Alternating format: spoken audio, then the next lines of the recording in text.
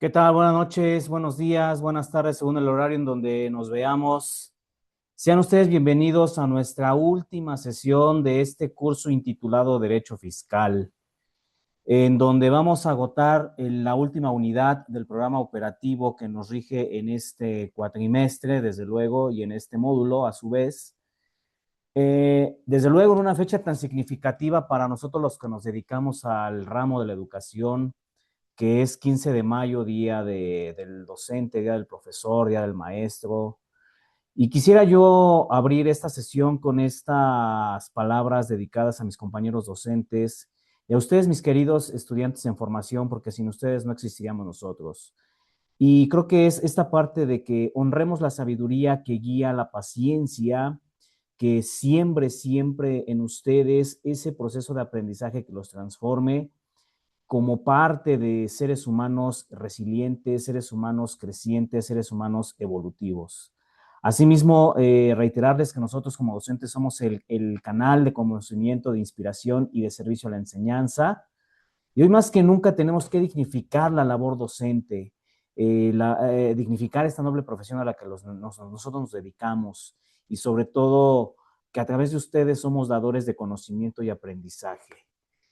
Vayan las palabras de reconocimiento para mis compañeros docentes, para ustedes, mis estudiantes. Y bueno, sin más preámbulo, vámonos ya a arrancar en este último tópico de nuestra asignatura, que es lo correspondiente a los derechos y obligaciones de las contribuyentes y los contribuyentes, pero también de las facultades de que tienen las autoridades fiscales en esta parte, ¿no? Recordemos que esta parte, más bien, este último tema va muy direccionado a lo que ustedes más adelante pudiesen ver y está relacionado con lo que es el derecho procesal fiscal. El derecho procesal fiscal, desde luego, tiene esta condición de las autoridades fiscales, qué son las autoridades fiscales, qué hacen los procedimientos de la autoridad administrativa y sobre todo que la autoridad fiscal, para poder comprobar el cumplimiento de las disposiciones fiscales, necesita que el contribuyente sea apegado a la ley, que se apegue a la ley y sobre todo que si está en desacato, pues la facultad que tiene la autoridad debe conducirse a la norma jurídica y sobre todo a establecer y estipular estas condiciones que la ley le cumple. Porque recuerden que estas facultades vienen precedidas del artículo 31 constitucional en su fracción cuarta y sobre todo establecer que la obligación de los ciudadanos es para hacer crecer al país, básicamente, ¿no? Entonces nosotros vamos a entender que los procedimientos de la autoridad administrativa necesitan siempre ser precedidos de un desacato, sí, primeramente del ciudadano o del contribuyente, pero también necesitan estar fundados y motivados en lo que es la constitución política, el código fiscal de la federación, los procedimientos administrativos en materia de ejecución, esta parte también de las leyes inherentes o adherentes a lo que es el derecho fiscal, como por ejemplo en materia de delitos, pues pudiera ser el Código Penal Federal, el Código Penal Estatal, ¿sí? Bien, pues sean ustedes bienvenidos. Voy a permitirme compartir pantalla para que vayamos agotando algunos de los procedimientos que hacen a la autoridad administrativa competente para establecer líneas o cadenas de cómo vamos a establecer el derecho procesal fiscal o lo que llamamos el derecho procesal fiscal y administrativo.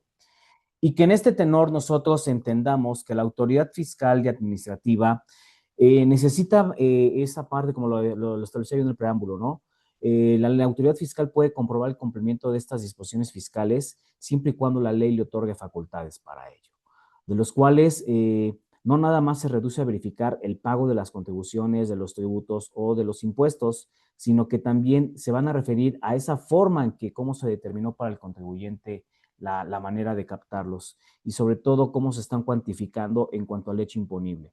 Por otro lado, hay que comprobar la mayor parte posible esta condición de que el contribuyente no haya incurrido en la comisión de delitos en materia fiscal, ¿sí? Por tanto, la autoridad fiscal puede comprobar que haya cumplido siempre y cuando establezca que la ley lo faculta y sobre todo que es indispensable para esta parte del contribuyente las facultades de la autoridad que vienen en esta línea de comprobación.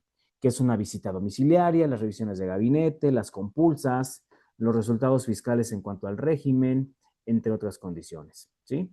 Entonces, en este sentido, el objetivo de la autoridad administrativa o del procedimiento de la autoridad administrativa es establecer por qué las autoridades deben de actuar cuando se vean afectados los bienes jurídicos tutelados que hacen al Estado mexicano y que a lo mejor esas afectaciones, tanto jurídicas como económicas, no pudieran representar la comisión de faltas graves o no graves, ¿sí? Entonces, en esta parte, la visita de verificación es un procedimiento administrativo que el Estado mexicano debe hacer cumplir para que tenga las funciones de vigilancia y el cumplimiento de las normas jurídicas por parte de nosotros los contribuyentes. Entonces, esta visita de verificación tiene su arraigo constitucional en el artículo 16, fracción tercera, concatenada con el artículo 42 del Código Fiscal de la Federación, y que su normatividad comprende varios artículos que regulan esos aspectos como lo que debe tener o lo que debe contener la orden de la visita domiciliaria, ¿sí? Lo que debe contener ese documento inherente o adherente a lo que se refiere el lugar de inspección, ¿sí? Por lo tanto, esta visita domiciliaria tiene requisitos de acuerdo al artículo 38 del propio Código Fiscal de la Federación en relación a lo que se debe indicar: el lugar donde debe efectuarse la visita, el aumento de lugares donde debe notificarse a ese contribuyente que se está previamente avisando, el nombre o los nombres de las personas o las autoridades que están ejecutando esa visita. Solo puede practicarse en lugares en donde la visita se ha señalado, como lo veíamos la semana anterior, en la sesión anterior, esta parte de el domicilio fiscal, ¿sí? Y en caso de encontrarse el interesado, pues debe dejarse notificación por escrito, o bien notificación por boletín, o bien notificación por estrados, para hacerle ver que se practicará esta diligencia en los días y horas señaladas. Ahora, por otra parte, si el día y la hora determinados no se presenta el interesado en el domicilio, pues deberá llevarse a cabo la diligencia con quien se encuentre en ese momento. Si después de recibir los citatorios el contribuyente presenta aviso de algún cambio de domicilio o que conservase el domicilio anterior, la visita puede llevarse a cabo en ambos domicilios, sin necesidad de expedir una nueva orden. Con la que ya se expidió previamente, basta y sería suficiente. Ahora, en caso de que se encuentren bienes o mercancías que requieran autorización previa de la autoridad fiscal y no se hubiere para el aseguramiento de estas, serán los visitadores previa identificación quien deben requerir, sustituir o designar a los testigos que puedan aceptar o rechazar el cargo para dar fe de esos aseguramientos. Entonces, en esa condición, recordemos también que la autoridad debe ordenar una visita domiciliaria en los términos acorde a las solicitudes competentes, ¿sí? Esto tiene relación con los artículos 43 y 44 del Código Fiscal de la Federación. ¿De acuerdo, muchachos? Bien, en esta condición, nosotros estamos en esta línea de cómo estamos estipulados en cuanto al derecho fiscal. Debemos entender que nosotros, para poder realizar estos procedimientos, el procedimiento ejecutivo de ejecución necesita establecer estos parámetros. ¿De acuerdo? Bien, y en esta parte, al analizar el procedimiento administrativo de ejecución, este se debe de actualizar cuando existe un crédito fiscal, que ya previamente agotamos también en las sesiones anteriores, para que se determine al particular la exigencia de lo no pagado y sobre todo que se garantice esta parte de lo que es las reglas para sintetizar estas visitas domiciliarias, ¿sí? Las reglas tienen que ser muy precisas y sobre todo cuando se trata de este procedimiento de ejecución, entendemos que se estudie conforme al nuevo Sistema Nacional Anticorrupción. ¿Por qué? Porque hoy día también la Unidad de Inteligencia Financiera está muy pendiente de estos actos indebidos, conforme que atentan contra el derecho fiscal y administrativo, que atentan contra la ley, que atentan contra estos recursos finalmente que el Estado debe percibir. Y sobre todo que las responsabilidades administrativas en contra de servidores públicos pueden establecerse incluso en partidos políticos y fideicomisos. Ahora bien, repito, estas visitas de verificación establecen que en la práctica forense, fiscal y administrativa pueden ser domiciliarias o pueden ser de verificación o inspección, en acorde a lo que ya hablábamos, el artículo 16 constitucional.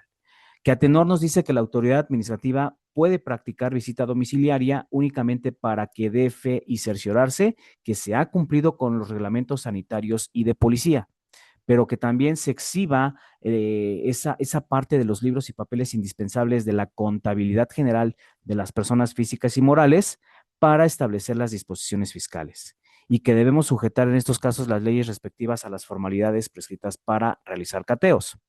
Ahora, conocidas estas visitas domiciliarias, entendemos que las autoridades exactoras necesitan por parte del Servicio de Administración Tributaria, fiscales o parafiscales, como es el Instituto Mexicano del Seguro Social, ese objetivo primario de comprobar que se están cumpliendo de manera íntegra y legítima la obligación para que se contribuya al gasto público y que acorde a cada uno de los perfiles contributivos, es decir, lo que se conoce como persona moral, persona física, el patrón, el prestador de servicios profesionales, el comerciante, cualquiera de sus condiciones, las visitas domiciliarias deben tener una facultad de hacer cumplir a la obligación.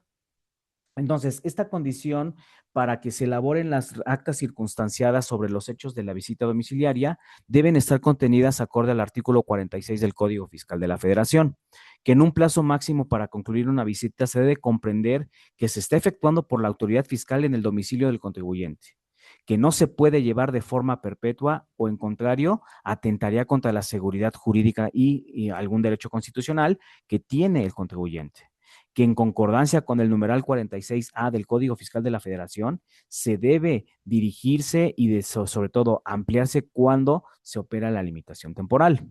Es decir, en este sentido, el plazo máximo para concluir una visita domiciliaria requiere de 6 meses contados a partir de que se le hace la notificación al contribuyente. El plazo no es aplicable a contribuyentes respecto de la autoridad fiscal o aduanera solicite información sobre las autoridades que radiquen en otro país o cuando lo contravenga otro país. Que cuando se compruebe el cumplimiento de las obligaciones en los casos de los artículos 58, fracciones 14ª, 64A y 63 del impuesto sobre la renta, estos plazos de 6 meses pueden ampliarse hasta por 2 ocasiones. Ahora, en atención al cumplimiento de las obligaciones que imponen las normas jurídicas, en ocupación de actividades, se debe proceder al artículo 62 de la Ley Federal del Procedimiento Administrativo. En tanto que el plazo, de acuerdo a lo que es esta parte de suspensión, el contribuyente puede solicitar esa suspensión cuando ya haya interpuesto un mecanismo de defensa dentro del país o bien en el extranjero. Que en caso de que la autoridad no levante acta final en fecha y hora dentro de los plazos que se derive el acta, no será efecto. ¿Cómo estipular también que las visitas de verificación se ejercen por autoridades administrativas? Pues bueno, estas autoridades administrativas tienen la encomienda de aplicar y sobre todo el carácter técnico de la visita. Es decir, que no nada más son relativas a la sanidad y a la policía, sino que también viene esto referido a lo que es la metodología y la normalización, la protección al medio ambiente, la protección a propiedad intelectual, información de datos personales y su debida protección, y sobre todo a protección de los derechos del consumidor. Por otra parte, estas visitas de verificación son el acto administrativo por el cual la autoridad requiere a través de sus facultades por conducto de sus servidores públicos autorizados supervisar e inspeccionar el desarrollo y cumplimiento de las condiciones, los requerimientos, y el cumplimiento de las obligaciones por parte de los particulares, en acorde a las normatividades vigentes. Por tanto, esta actividad es de suma importancia y relevancia porque si no existieran esos controles o mecanismos de instancias a cargo del Estado mexicano, no se puede cerciorar que el particular ha cumplido o no ha cumplido con sus obligaciones. Y entonces, acorde a lo que se impone en la norma jurídica, se dejaría libre albedrío que el particular cumpliera o no cumpliera con estos estatutos. Por otra parte, ¿cómo se notifica la orden de visita? Bueno, pudiera existir una falsa idea de que las visitas, en cuanto a su notificación, son parte inicial de la ejecución. No. La diligencia debe de estar debidamente emplazada junto con otras notificaciones personales, como ya lo vimos, y que en este sentido, en no encontrarse en la primera búsqueda, debe dejarse el citatorio correspondiente con cualquier persona idónea y sobre todo que dentro de las 24 horas el servidor público pueda desahogar la diligencia. En ese sentido, puede también existir que la visita concluya por dos razones, las cuales no necesariamente las visitas de verificación deben desahogarse en presencia de interesado directo o de representante legal. Una es la materia, perdón, el punto de vista material o práctico, en donde la autoridad administrativa requiere agotar medios como el citatorio y sobre todo que es una manera de constatar de manera espontánea que si se ha cumplido con las obligaciones del particular. Por otra parte, si se agota el citatorio, podrá poner sobre aviso al visitado sobre qué aspectos se va a verificar y sobre todo una falsa percepción de la autoridad en cuanto al cumplimiento. La otra es la característica formal debidamente jurisdiccionada por la Ley Federal del Procedimiento Administrativo, la cual va a ser consistente en esa notificación y a su vez ejecución de la orden de visita al no ser un acto administrativo, pero que de manera definitiva se pronuncie sobre la esfera jurídica del particular. Estos requisitos no pueden sujetarse a juicio primario, sino que tienen que estar invocados en los artículos 35 y 36 de la ley en comento. Y sobre todo que se pueda desahogar esta diligencia con cualquier persona capaz o que se encuentre presente. Entonces, en este sentido, nosotros debemos aprovechar el factor sorpresa que la autoridad pueda imponer. ¿Por qué? Porque en este sentido, la autoridad no puede poner sobre aviso al contribuyente y más si está en desacato. Por eso las denuncias son importantes, porque ahí va a depender mucho de las facultades para recibir noticias, comunicaciones o avisos, materia de irregularidades en materia de incumplimiento de los particulares. La Profeco, por ejemplo, toma en cuenta el número de denuncias contra determinados particulares para ordenar las visitas relativas cuando se está atentando contra derechos de los consumidores. La temporalidad, un factor sumamente utilizado por las autoridades en el encomiendo de verificar el cumplimiento de las obligaciones periódicas. Sobre todo que las autoridades, aquí el ejemplo serían que las autoridades del trabajo ordenan visitas a principios de cada año o a fin de cada año para verificar el cumplimiento del pago de aguinaldos. La densidad y la dispersión, porque son elementos para localizar y distribuir en acorde a los establecimientos, bienes y personas sujetos a verificación y que se organicen las rutas o puntos estratégicos para la misma. El ejemplo sería en materia de inmigración y protección al ambiente.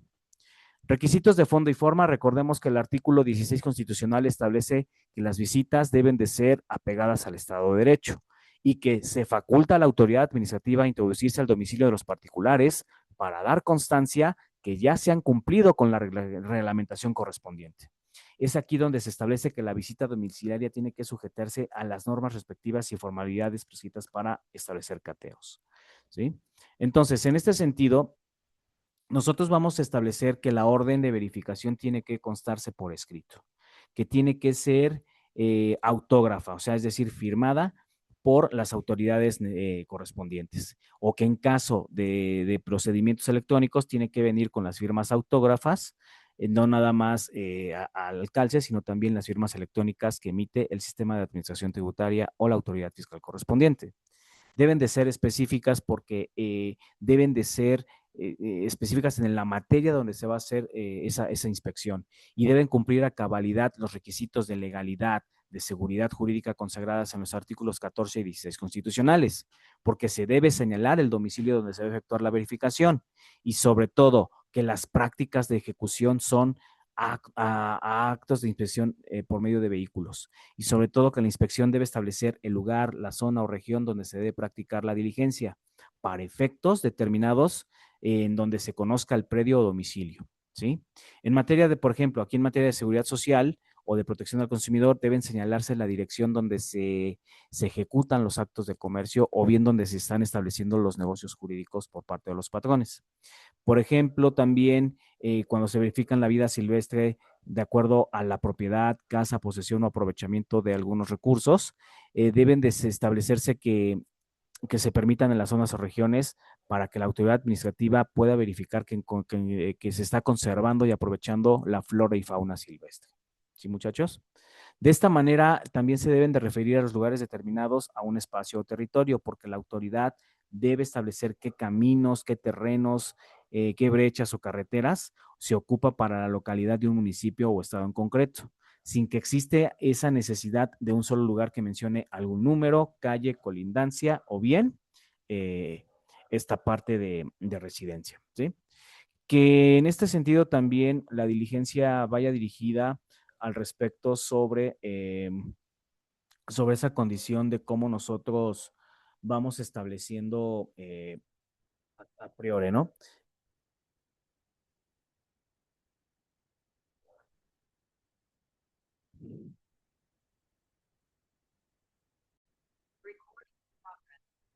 Bien, y en este sentido también debemos exponer que las personas a quien va dirigido este procedimiento necesitan tener expedida una orden de verificación ordinaria, dirigida al propietario o representante legal o en su defecto encargado o dependiente de los determinados establecimientos comerciales, señalando únicamente el establecimiento referido.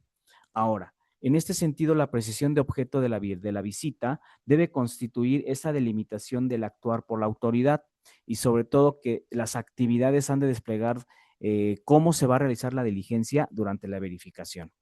Esto atiende a la disposición, repito, del artículo 16 constitucional de impedir actos de molestia que no estén expresamente determinados por mandatos o por mandamientos por escrito. Recordemos que esto forma parte también de los derechos de los contribuyentes. Tienen derechos a que se les funde y motive la causa legal de ese procedimiento. Debe expresarse con precisión por medio de la autoridad administrativa qué rubros se van a inspeccionar y sobre todo el fundamento legal, con la finalidad que el contribuyente verificado conozca a cabalidad las obligaciones que se le están manifestando a cargo y sobre todo que se debe atender sin circunscriptamente que la autoridad verificadora puede ajustar el proceder de ciertos rubros. Es decir, que la autoridad debe de ser precisa, concreta en cuanto a la enumeración y descripción de los libros constitutivos en la materia de la verificación correspondiente. Obviamente, fundar y motivar el procedimiento administrativo en estricto sensu necesita cumplir las garantías previstas en los numerales 14 y 16 constitucionales, porque es necesario que la autoridad precise a manera exhaustiva la competencia en razón de materia, grado, territorio y basándose en ley, reglamento, decreto o acuerdo por el cual se está citando esta condición del procedimiento administrativo.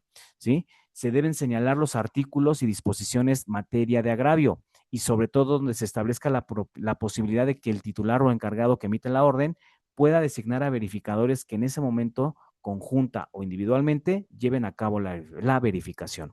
Por tanto, se debe fundamentar lo señalado como objeto de la verificación, este contenido que invoque, que no tenga vicios, pues, en la materia de una indebida fundamentación y que se constituyan agravios a los derechos fundamentales de los contribuyentes. ¿De acuerdo, jóvenes?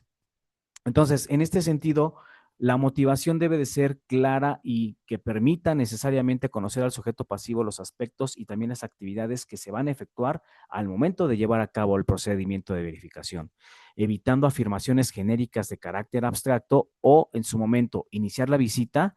En el momento de iniciar la visita, perdón, el verificador tiene la obligación de exhibir su documento que lo identifica vigente con fotografía y expedida por la autoridad competente. Con esta finalidad de acreditar, se puede desempeñar una función de verificación y sobre todo exhibirse por orden escrita y hológrafa ese procedimiento. Esto tiene alcances con el artículo 67 de la Ley Federal del Procedimiento Administrativo, en donde el contenido mínimo que deben tener las visitas que se desprendan, el nombre, denominación o razón social del visitado, el hora, día y mes en que se inicie o concluya la diligencia, calle, número, población o colonia, asimismo el teléfono u otra forma de comunicación disponible, obviamente la entidad federativa, ya sea estado, municipio, delegación, código postal y sobre todo el lugar donde se encuentra ubicado ese domicilio que se va a visitar. Número y fecha de folio de comisión que fundó y motivó esa visita, nombre y cargo de las personas con quien se debe atender la diligencia, nombre y domicilio de las personas que fungieron como testigos, datos relativos a la actuación, declaración del visitado, si es que quisiera hacerla, nombre y firma de quienes intervinieron en la diligencia, incluyendo los que la hubieran llevado a cabo. Si en un momento dado se negasen a firmar el visitado o los representantes legales, ello no afecta la validez del acto, puesto que se está llevando a cabo, acorde a Estado de Derecho, esa verificación sustentada. Entonces, en este sentido, nosotros entendemos que la autoridad también suele emplear para las actas o esqueletos formatos previamente establecidos y sobre todo que los espacios en blanco o sobrantes deben de ser cancelados. Aquí el contribuyente tiene que ser muy, muy cuidadoso de que esos espacios en blancos queden cancelados por la autoridad o por el quien esté ejecutando el acto de molestia. Y sobre todo que es un requisito indispensable que los servidores públicos que hayan participado en la verificación asienten su firma en cada una de las fojas que integran esa acta, así como la persona que atendió la visita y los testigos de asistencia. Se va a dejar copia de lo actuado a la persona que atendió la visita o bien al contribuyente o representante legal. Para el desarrollo de esta visita solamente se agotan en un solo día. Sin embargo, por la naturaleza de verificación o por circunstancias netamente especiales, puede ser un caso fortuito o caso de fuerza mayor, las diligencias pueden interrumpirse. ¿Sí? Entonces, en este sentido, se debe atender a una garantía de audiencia y legalidad dentro del procedimiento, porque este es otro de los derechos del contribuyente, porque la visita, al ser un acto de molestia en contra de particulares, se necesita que deben revisar los procedimientos de legalidad contenidos en el artículo 68 de la Ley Federal del Procedimiento Administrativo, porque la verificación debe formular observaciones de la diligencia y ofrecer pruebas en relación a los hechos controvertidos en ella. El contenido del artículo transcrito nos indica que estas posibilidades generales faculta a intervenir activamente en la visita en donde se solicite el uso de la voz. ¿Para qué? Para dar aclaraciones, descripciones de cualquier tipo, anexos proporcionados por el visitado, negativas aseveraciones sostenidas por el visitador, comentarios de lo asentado en el acta. Por otra parte, hay que establecer que de la misma forma se debe dar posibilidad al visitado también de ofrecer pruebas pertinentes que relacionen cada uno de los hechos materia del procedimiento, porque de esta manera la práctica forense te permite que en las visitas de verificación se recomiende hacer observación por cada una de los hechos controvertidos y sobre todo que se presente algún medio probatorio para acreditar que efectivamente se ha incumplido o no o se ha cumplido con la obligación fiscal. Por tanto, aunque la normatividad pudiera ser materia limitante a que las pruebas se puedan ofrecer, siempre se tiene que recurrir generalmente a los aspectos documentales. Por otra parte, se necesita que sea preciso que el sujeto pasivo atienda una verificación para tratar de impugnar en todo momento el procedimiento hasta que no se tenga conocimiento de la noticia de la visita. Entonces, en este sentido, hay tesis jurisprudenciales, como por ejemplo, que otorgan los criterios de oportunidad de impugnación. Esto viene en la séptima época del Semanario Judicial de la Federación. Entonces, ¿qué tipos de defensa puede interponer o interpelar el visitado? Pues desde luego las aclaratorias, en donde pueden formularse observaciones, aclaraciones, descripciones de cualquier tipo de anexos proporcionados por el propio visitado, negativas a aseveraciones sostenidas por el visitador cuando no estén debidamente fundadas y motivadas, comentarios acerca de lo asentado en las actas y sobre todo en la aportación de documentos probatorios deben referirse a las documentales. Las de impugnación, que se alegan violaciones para atacar la orden del procedimiento en sí, porque per se, desde el momento en que se tenga conocimiento de la visita, se tiene que dar por sí sola la visita de verificación y sobre todo va a deparar en un perjuicio, porque se debe combatir la legalidad de una orden de visita en estricto sentido. Ahora, en esta parte también al inicio de cualquier momento de la visita, cuando ésta ha causado algún perjuicio de difícil reparación imposible, debe quedar ya debidamente cerrada. Y sobre todo las actas circunstanciadas son las que dan crédito a las responsabilidades determinadas tanto del contribuyente como del propio visitador. Y sobre todo que condiciones irregulares pueden ser materia de ¿qué? De sanciones. De esta manera, los sujetos pasivos de las verificaciones pueden acceder a los mecanismos de garantía de audiencia, en donde se subraye el tipo de procedimiento y su naturaleza jurídica que está generando ese acto de molestia. La garantía de audiencia debe agotarse con posterioridad a lo que es el acto administrativo, nunca con antelación. Es aquí donde nosotros podemos recurrir a los procedimientos o a los procesos, sí, a los procedimientos o recursos de impugnación en materia fiscal y administrativa. La visita no constituye un fin en sí mismo, sino que puede ser de carácter accesorio por un procedimiento principal y puede considerarse, perdón, un acto privativo.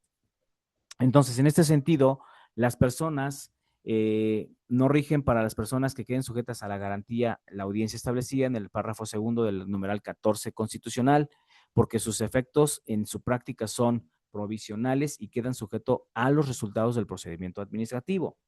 Por tanto, el visitado puede ser asesorado por persona de confianza o bien abogado patrono desde el inicio hasta la conclusión de esta visita, sin que el visitador pueda impedirlo, porque este es otro derecho que tiene el contribuyente, que se le aclare que el visitador no tiene la obligación de esperar a que el abogado se apersone, sino que en el momento de iniciarla y desarrollar la verificación, el abogado puede tomar posesión como asesor jurídico de este contribuyente. ¿De acuerdo? Ahora, ¿cuándo termina el procedimiento de visita?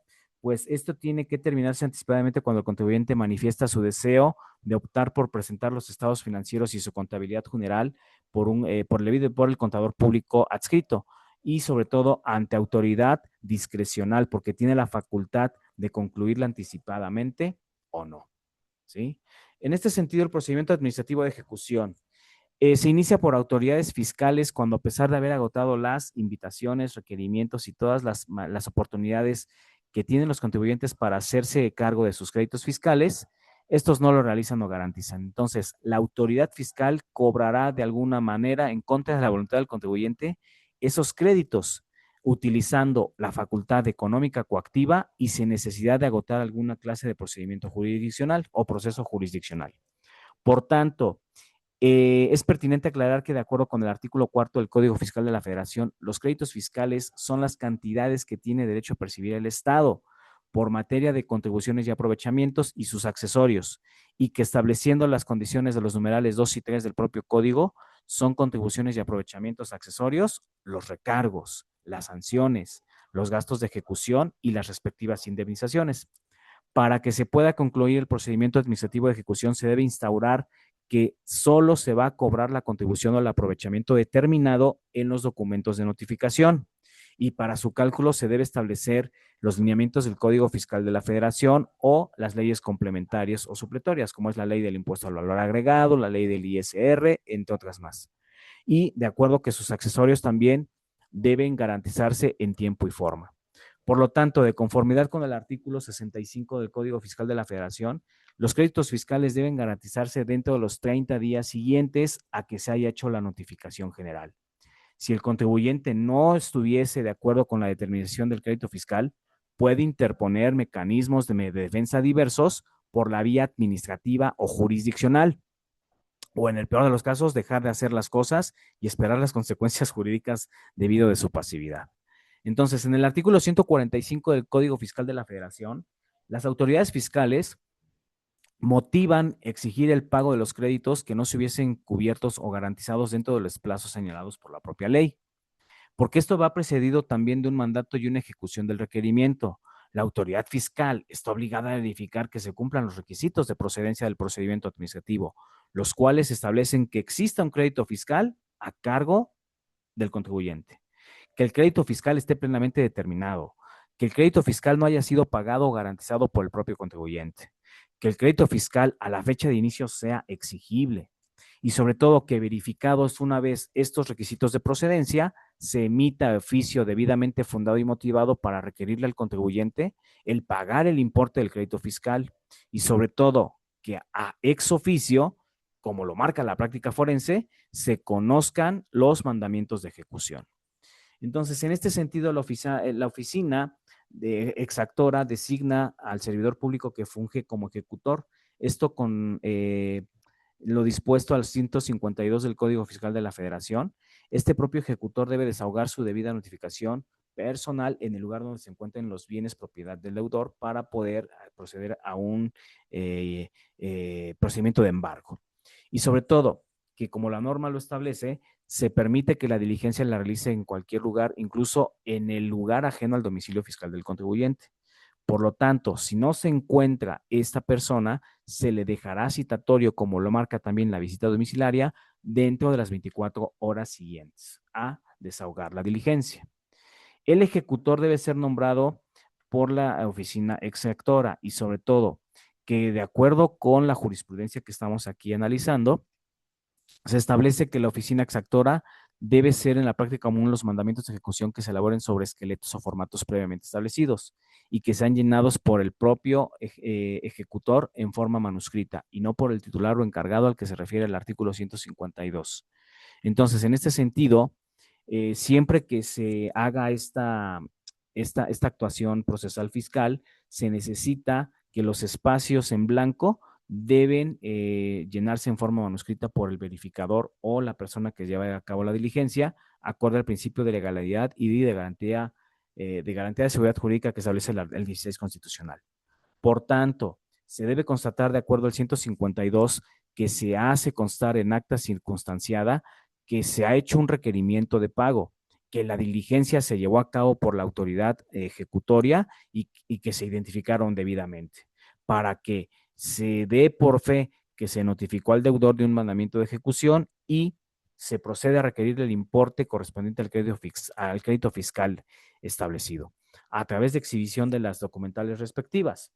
Ahora bien, en esta parte, nosotros también debemos entender que el embargo va a proceder cuando el crédito fiscal no ha sido cubierto y se puede trabar sobre los bienes del contribuyente para cubrir el adeudo fiscal, pero se debe entender que el embargo es un acto administrativo que realizan las autoridades exactoras con el objeto fin de liquidar los créditos fiscales que adeuda el contribuyente mediante secuestro o aseguramiento, propiedad de bienes, para su bien, rematarlos o adjudicarlos en su momento a la autoridad fiscal. De esta manera, la integración de los actas, del acta de requerimiento de pago sin que el contribuyente haya acreditado el pago respectivo al crédito fiscal, el ejecutor procede a levantar otra acta circunstanciada donde hace constar la diligencia que se llevó a cabo por parte del embargo. Se denomina acta de embargo también a esta palabra que nosotros iniciamos con el otorgamiento del uso de la voz del deudor o la persona que atiende el ejecutor, porque conforme a lo dispuesto el artículo 155 del Código Fiscal de la Federación, el deudor debe señalar qué bienes son de su propiedad y de fácil venta, sobre los cuales dará fe el ejecutor para que se trabe el embargo y se nombren en ese momento a dos testigos de asistencia. Entonces, el deudor debe establecer que su persona que atiende el embargo, si no señala bienes, desde luego el ejecutor va a establecer que no son suficientes para cubrir el crédito fiscal o que algunos bienes no pudieran ser suficientes para cubrir el crédito fiscal. Entonces, quedará habilitado para señalar qué bienes deben establecer para el embargo o el secuestro. De esta parte también, conforme a lo dispuesto, si no tenemos bienes que acrediten la deuda, se pueden inmovilizar las cuentas bancarias como parte del cobro coactivo y sobre todo que el contribuyente debe, si desea liberar esas cuentas, pues debe otorgar una garantía que cubra el crédito fiscal. ¿Para qué? Para que se proceda así a hacer la transferencia de los recursos por el monto adeudado. Entonces, en este caso, el deudor o la persona que atiende la diligencia, si se opone al embargo, el ejecutor puede solicitar el auxilio de la fuerza pública en acorde al numeral 162 del Código Fiscal de la Federación. Si hay negativa para permitir el acceso al lugar donde se encuentran los bienes, el ejecutor, previo acuerdo fundado de los jefes de oficinas ejecutoras, debe proceder a la ruptura de chapas y cerraduras y sobre todo que ante dos testigos se va a realizar el sellado o apertura de cajas o dispositivos necesarios para practicarse el embargo. Y sobre todo cuando el deudor haya impugnado el crédito fiscal mediante recurso administrativo o jurisdiccional y haya garantizado la obligación que se le imputa, ¿sí? No puede procederse aquí el embargo. Ahora, una vez ejecutado el embargo, pues tiene que inventariarse y sobre todo aplicar el remate de los productos. ¿Por qué? Porque una vez establecida la determinación en valor de esos bienes, tratándose de bienes muebles, el ejecutor otorgará al deudor un plazo de 6 días hábiles para que se presente en las oficinas de la autoridad a fin de llegar a acuerdos. Porque recuerden que el embargo es una medida precautoria, no es una medida de extinción de la obligación. Entonces, ese plazo se hace constar en propia acta y sobre todo durante el embargo. A falta de acuerdo, pues obviamente la autoridad administrativa practicará un avalúo pericial, que es la manera de proceder en cuanto a las negociaciones de bienes inmuebles, cómo se pueden estipular esos acuerdos para que se llegue a cabo el crédito fiscal. Ahora, el avalúo se debe notificar al deudor de manera personal, quien tiene derecho a inconformarse en un plazo de 10 días a la notificación mediante el recurso de revocación. Una vez que haya quedado firme el avalúo, por lo menos 10 días antes del periodo de remate, se debe dar cumplimiento del artículo 176 del Código Fiscal de la Federación, que debe publicar la convocatoria respectiva y sobre todo en un lugar visible de las oficinas de la autoridad, en algún sitio público o en su caso en los medios de difusión, con los que cuente la autoridad. Asimismo, las páginas electrónicas.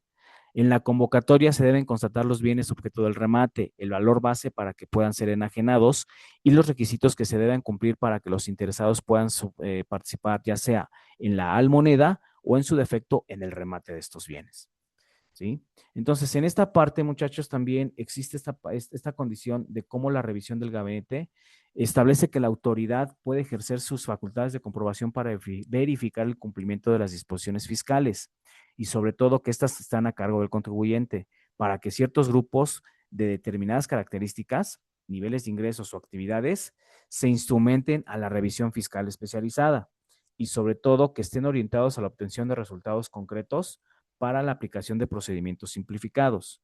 El objetivo de la revisión de gabinetes también es que se solicita al contribuyente, responsable solidario o terceros relacionados con interés jurídico y legítimo que presenten su contabilidad para determinar el posible incumplimiento de las obligaciones fiscales. Es decir, aún con el embargo por ejecutarse, todavía se le da oportunidad al contribuyente de, eh, eh, de presentar su contabilidad y que en esta parte se le notifique en su domicilio fiscal, que se indique el lugar y el plazo para que proporcione los informes o documentos, que estos informes sean presentados por la persona que se dirigió a la solicitud o bien por representante legal, que la autoridad elabore un oficio de observaciones en la cual haga constar aquellos hechos y omisiones que entrañen el cumplimiento de las obligaciones fiscales del contribuyente, que el oficio de observaciones se notifique de acorde a los primeros dos puntos señalados, que el oficio también tenga el contribuyente o el tercero 20 días a partir de su notificación, presentar la documentación omitida o en su defecto corregir su situación fiscal. ¿Sí? Entonces, en esta parte, los bienes embargados podrán enajenarse fuera de remate cuando el embargado proponga al comprador antes del día que se finque el remate, se enajene o adjudiquen bienes en favor del fisco para dar señalamiento de esos bienes embargados. Que cuando se trate de bienes de fácil descomposición o deterioro o materiales inflamables, se puedan guardar o depositar en lugares apropiados para su conservación. Los bienes que se entregan en propiedad quedan libres de gravámenes al mejor postor y sobre todo cuando se haya entregado el total de importe ofrecido por el bien. Se debe actuar por medio del ejecutado, escriturar o facturar esa enajenación de los requisitos fiscales aplicables. Si no lo hiciera, será la autoridad fiscal quien emita los documentos correspondientes. La autoridad fiscal puede adjudicarse bienes por valor del 60% sobre los establecidos en el artículo 190 del Código Fiscal de la Federación, que a falta de postores, a falta de pujas o a falta de posturas o pujas iguales, sean bienes ofrecidos en remate. ¿Sí? Finalmente, cuando se ha obtenido el remate, enajenación fuera de subasta o en su defecto adjudicación de bienes en favor de la propia autoridad fiscal, se debe aplicar primero el crédito fiscal más antiguo y posteriormente los créditos accesorios, cubriéndose en el siguiente orden: gastos de ejecución, recargos, multas, indemnizaciones o las contribuciones de los aprovechamientos actualizados. ¿Sí, muchachos? Otro criterio también aquí que vamos a revisar son las compulsas. Las compulsas es una forma en que se manifiesta la facultad de la autoridad fiscal a un método práctico de revisión o prueba de informes para cotejarlos y sobre todo que con otras fuentes sean esta parte de exhibición de datos de terceros. Tiene su base en el artículo 62 del Código Fiscal de la Federación y en el artículo 56, fracción tercera del propio código, se precisa que la autoridad fiscal puede comprobar ingresos a través de entradas y valor de los actos cuyas actividades del contribuyente hayan sido a través de terceros y que en un cruce de información las actividades sean auditadas para que se tenga registradas en la contabilidad si se han dado las operaciones necesarias y que se exhiban los documentos probatorios. La determinación presuntiva deberá precisar esos términos en cuanto a las causas de determinación que se encuentran en el artículo 55 del Código Fiscal y sobre todo que estas presunciones se dan en qué pudiera haber incurrido el contribuyente para que pueda ser sujeto a un procedimiento de requerimiento de pago. Estos artículos tienen que ver con hechos factibles de diversa naturaleza, que la ley establezca como determinación presuntiva, que la autoridad fiscal distribuya bajo un régimen normal, que sobre todo estipulemos estos procedimientos de cómo la autoridad fiscal también establece esas condiciones. ¿De acuerdo, jóvenes? Entonces, a grosso modo, esto es parte de las facultades de la autoridad administrativa. Sobre todo también que el contribuyente tenga esta facultad de cómo se está en este procedimiento de defensa, ¿no? Ahora bien, en cuanto hace a los derechos de los contribuyentes, pues desde luego que nosotros vamos a tener estas facultades de cómo el propio contribuyente pueda obtener mecanismos de defensa. Recordemos que una relación jurídica entre el Estado y el contribuyente tiene que estar representado por la autoridad administrativa, la relación jurídica establecida por el hecho generador o el hecho imponible y la naturaleza propia del contribuyente en la participación del ingreso de la federación. Por eso es que la ley impone siempre obligaciones y derechos recíprocas en cuanto a la relación tributaria. ¿Por qué? Porque el contribuyente tiene derecho a ser asistido por autoridades fiscales conforme a lo dispuesto en el artículo 33 del Código Fiscal de la Federación. Este fundamento constitucional debe de estar estipulado también en cuanto a las consultas, las devoluciones de contribuciones, la presentación o representación y la negativa ficta. Que en esta parte las consultas establecen un derecho del contribuyente para que al ser consultado por escrito por la autoridad, haga recaer esos acuerdos por escrito y sobre todo que se le comunique de manera peticionaria en términos no mayores a 3 meses cómo se están generando estas condiciones de requerimientos, ¿sí? Y sobre todo, cómo nosotros, a la par del contribuyente, necesitamos establecer este efecto discrecional en acorde a cómo se deben presentar los escritos necesarios, cómo se deben establecer estas condiciones reales y concretas, pero sobre todo que la autoridad competente debe de estar debidamente consultada, qué derechos en favor del particular se deben cumplir, si la resolución le fue favorable, si la autoridad dictó por escrito los requerimientos que previamente ya agotamos. Es decir, otro criterio también de derechos de los contribuyentes pues son la devolución de las obligaciones, es decir, o de sus contribuciones, mejor dicho. ¿Sí? Esta devolución pues obviamente establece que la autoridad administrativa pueda devolver cantidades pagadas en excedente por parte del contribuyente, como es el IVA acreditable, ¿no? Por un lado, que esa devolución sea a petición por oficio del propio contribuyente. Recordemos que ya pasaron más bien las declaraciones de las personas físicas. En mayo corresponde a las personas morales y que en este tenor la devolución debe realizarse también en favor de los interesados en cheques nominativos para en cuenta o abono en cuenta del beneficiario. Ahora, que si solicita retener la devolución, se haga siempre directamente en favor de los contribuyentes. El plazo que representa la autoridad para que se haga competente esas devoluciones, establezcan que en un plazo acorde a 40, 50 días que se haya presentado la solicitud, pues obviamente el contribuyente tenga esta facultad de la retención. ¿Sí? La autoridad debe pagar la contribución actualizada conforme a lo dispuesto en el artículo 17A del Código Fiscal de la Federación para que nosotros establezcamos que la devolución ha sido acorde a los intereses correspondientes calculados por la fecha en que venció. Otra de las condiciones, pues obviamente, es la negativa ficta, que es cuando se opera el silencio de la autoridad, en donde no se recibe respuesta en un lapso de 3 a 4 meses por la autoridad fiscal para que saber si nos contestó o no asertiva o negativamente. Y entonces se dará derecho a interponer cualquiera de los mecanismos de defensa del derecho procesal fiscal.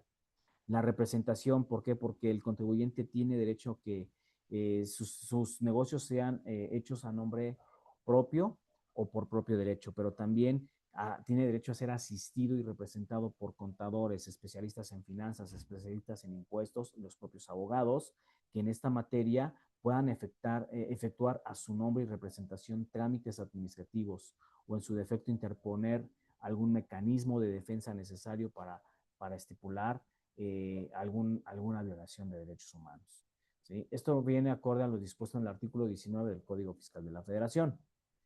¿Qué obligaciones tienen los contribuyentes? Pues lo hemos visto a lo largo de estos cuatro meses, perdón, discúlpenme, de estas 6, 7 semanas, ¿no?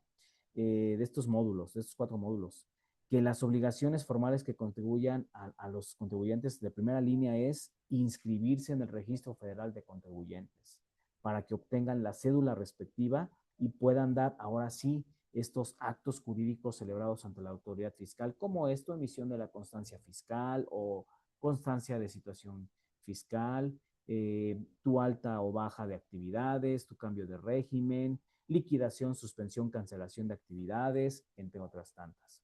Otras de las obligaciones fiscales que tienen los contribuyentes es, pues obviamente la contabilidad, porque nosotros tenemos que darle a conocer al fisco cómo están nuestras actividades en cuanto al trabajo, en cuanto a los negocios, en cuanto a los ingresos y egresos, y sobre todo la forma en que se están contabilizando. La conservación de documentos que establece el artículo 30 del Código Fiscal de la Federación, que los documentos de contabilidad tienen que conservarse cuando menos 5 años. Las infracciones y delitos relacionados con la obligación, pues desde luego llevar una contabilidad para comprobarlo, sobre todo para evitar malos manejos en cuanto a lavado de dinero, en cuanto a fraude procesal o en cuanto a fraude fiscal. Por otra parte, establecer que nosotros vamos a establecer estos mecanismos acorde a las formas fiscales, ¿no? Relacionadas con las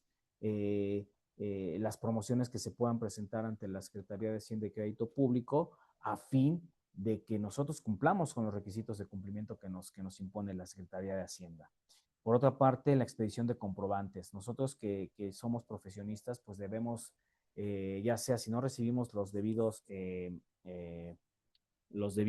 recibos de nómina, establecer las facturas o en su defecto los recibos de honorarios correspondientes para poder comprobar esta finanza pública.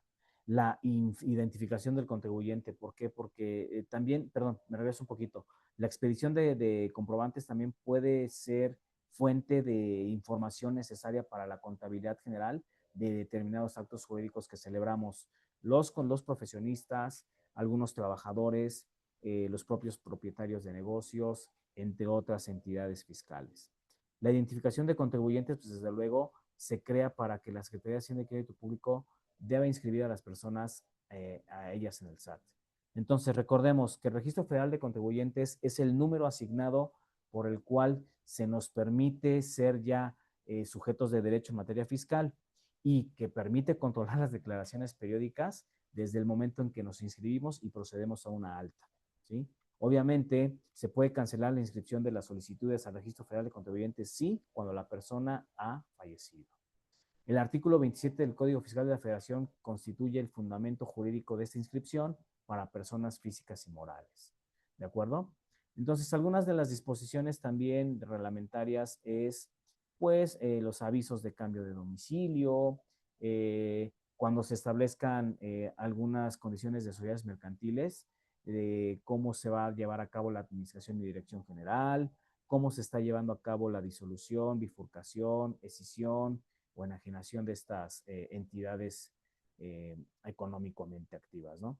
Entonces, hay que establecer, jóvenes, que nosotros para esta parte de la contabilidad necesitamos tener importancia y relevancia que el fisco nos va a requerir números, nos va a requerir cuentas y sobre todo que cada persona física o moral debe estar interesada en las ganancias y resultados de sus ejercicios económicamente activos.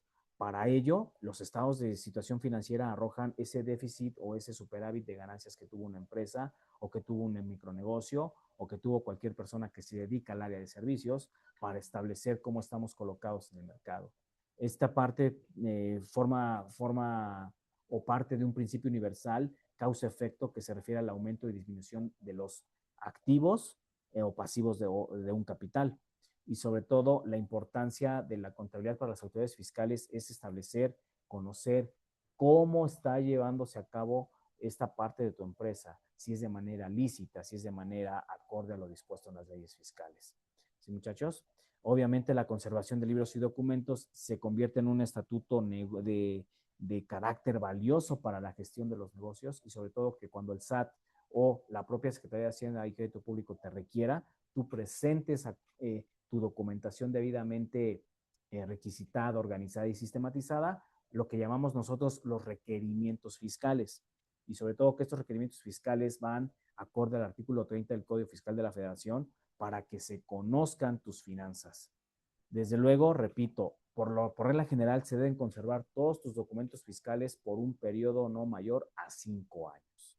El artículo 33 del Código Fiscal de la Federación establece la destrucción de la contabilidad, porque una vez que han transcurrido estos 5 años, obviamente el fisco ya generó estas constancias de que tus finanzas fueron dúctiles, fueron limpias, fueron líquidas, para que tú puedas entonces ahora sí ya inutilizar parcial o totalmente esos libros o registros y puedas conservar los más vigentes. Desde luego que puede haber infracciones y delitos relacionados con la contabilidad. ¿Por qué? Porque el Código Fiscal de la Federación en su numeral 83 establece que las fracciones relacionadas con la contabilidad tienen que ver con no llevar los registros adecuados, con no presentarlos adecuadamente, con no registrarlos acorde a las leyes fiscales, expedir comprobantes apócrifos y con datos falsos, no expedir o acompañar la documentación que ampare la mercancía que entra en transporte o al territorio nacional o que sale del territorio extranjero, a territorios extranjeros. Llevar la contabilidad distintamente a lo que establece el Código Fiscal de la Federación y sobre todo indicando las fechas de disposición que te establece la Hacienda Pública. Delitos en materia de contabilidad y documentación de sanciones, el artículo 84 establece que multas para quienes infrinjan normas jurídicas acorde a las fracciones que marca las del artículo 83. Ahora bien, uso de formas fiscales, pues obviamente deben de ser aprobadas por la propia Secretaría de Hacienda y Crédito Público. Y recordemos que hoy día, con la implementación del buzón tributario, pues ya es un mecanismo muy sintetizador para que tú emitas tus facturas o tus comprobantes fiscales ya no en físico, sino en electrónico, lo cual se me hace una manera también para favorecer al contribuyente. ¿Qué debe establecer una forma fiscal? Pues desde luego el nombre, la denominación y la razón social del contribuyente, el domicilio, la autoridad a quien se dirija. En su caso, esta parte de los requisitos, señalar un número telefónico, el RFC que es indispensable, entre otras condiciones. ¿Sí?